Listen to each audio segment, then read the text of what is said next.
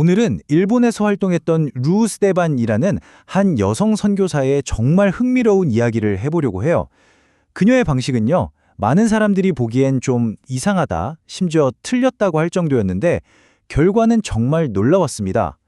그 비결이 뭐였냐면요, 오직 한 가지, 사람의 마음에 다가갔는데 집중했기 때문이에요. 자, 바로 여기서 오늘 이야기의 핵심 질문이 나옵니다. 모두가 아니라고 했던 그 틀린 방식으로 어떻게 이렇게 오래 지속되는 살아있는 유산을 남길 수 있었을까요? 루스테반의 이야기는 그 자체가 하나의 거대한 역설처럼 느껴지죠. 이 이야기의 주인공, 바로 루스테반이라는 분입니다. 거의 40년이죠? 무려 38년이라는 시간을 일본 문화에 완전히 스며들어서 자신의 신념을 나누는 데 바친 정말 대단한 의지를 가진 여성이었어요. 그런데 그녀의 여정이 처음부터 순탄했던 건 아니었습니다. 분명한 소명을 받았음에도 불구하고 그녀 앞을 가로막은 첫 번째 장애물은 바로 10년이라는 긴 기다림과 조직의 반대였어요. 20살에 일본으로 가라는 부르심을 받았는데 실제로 일본 땅을 밟기까지 꼬박 10년이 걸렸습니다. 상상이 되세요? 이 엄청난 시간 동안 그녀의 믿음과 결단력은 정말 큰 시험대에 올랐던 거죠. 이게 바로 그녀가 속한 단체의 지도부로부터 들었던 충격적인 말이었습니다.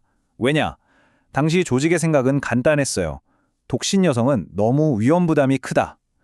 수년간 모든 걸 준비한 사람에게 할 말은 아니었죠. 정말 맥 빠지는 순간이었을 겁니다. 이 말 한마디에 그녀는 깊은 절망에 빠졌고 결국 모든 것을 내려놓는 순간을 맞이하게 됩니다. 부모님 목장의 풍차 옆에서 자신의 꿈을 완전히 포기하고 신의 뜻에 맡기기로 한 거죠. 그런데 정말 아이러니하게도 모든 걸 내려놓은 바로 그 순간 일본으로 가는 문이 활짝 열렸습니다. 자, 그렇게 우여곡절 끝에 일본에 도착한 그녀는 일본 여성들과 마음을 나누기 위해 아주 새롭고 어떻게 보면 혁명적인 방법을 만들어냅니다.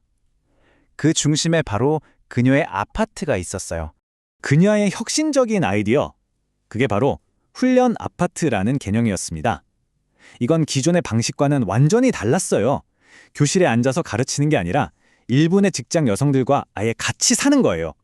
매일의 삶을 공유하면서 신앙을 자연스럽게 보여주는 거죠. 기존 방식이 좀 딱딱하고 프로그램 위주였다면 루의 방식은 철저하게 관계 중심이었습니다. 따로 사는 게 아니라 그냥 한 공간에서 삶 자체를 나누는 거였죠. 바로 이 지점이 그녀의 틀린 방식이 왜 그토록 효과적으로 문화의 벽을 넘을 수 있었는지를 보여주는 대목입니다. 이게 바로 그 훈련 아파트의 일상이었어요. 뭐 특별한 게 아니죠? 같이 요리하고 청소하고 또 매주 목요일 아침에는 다 같이 세계를 위해 기도하고. 이건 어떤 짜여진 프로그램이 아니었어요. 그냥 진짜 가족, 진짜 공동체였던 겁니다. 진정한 관계 속에서 모든 게 이루어진 거죠. 자, 그렇다면 그녀의 사역이 어떤 결과를 낳았을까요? 그 과정에는 정말 엄청난 성공도 있었고 또 모든 걸 잃을 뻔한 좌절도 있었습니다. 그리고 궁극적으로는 지금도 살아 숨쉬는 유산을 남기게 되죠. 물론 그녀의 길이 항상 꽃길만은 아니었습니다. 쇼와 여자대학교에서 상경클럽이 엄청나게 부흥하는 놀라운 성공도 있었지만 1970년대에 조직의 방침이 바뀌면서 그녀의 사역 전체가 거의 무너질 뻔한 끔찍한 위기도 겪어야만 했어요.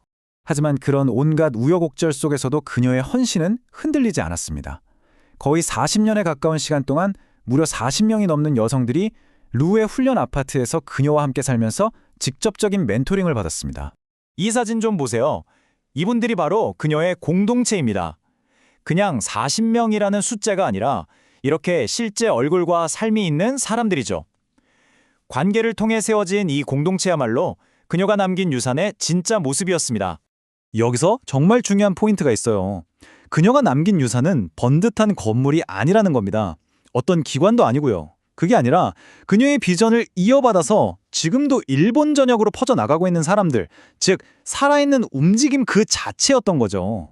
자, 이제 마무리를 하면서 그녀의 독특한 삶과 사역을 통해 우리가 배울 수 있는 강력한 교훈이 뭔지 한번 짚어보겠습니다.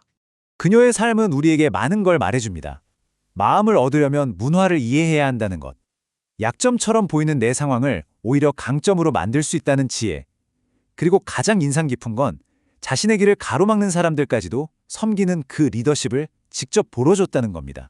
루스 데반의 이야기는 결국 우리에게 이 깊은 질문을 던지는 것 같습니다. 온통 시스템과 전략, 올바른 방법에 집착하는 세상에서 그녀는 가장 오래 지속되는 영향력은 결국 지극히 개인적인 관계에서 나온다는 걸 증명해냈죠. 여러분, 다른 사람의 마음속에서 진정으로 퍼져나가는 유산을 남기기 위해 우리에게 정말로 필요한 건 과연 무엇일까요?